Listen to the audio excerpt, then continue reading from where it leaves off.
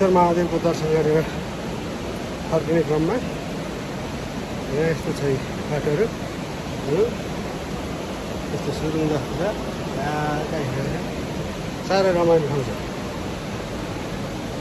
मान्छेले आफ्नो जीवनमा एकचोटि चाहिँ आउनै पर्ने ठाउँ जुम्चेश्वर महादेव हो, जहाँ आफूले मागेका सबै कुराहरू पुरा हुन्छन् भन्ने जनविश्वास ल्याइदिन।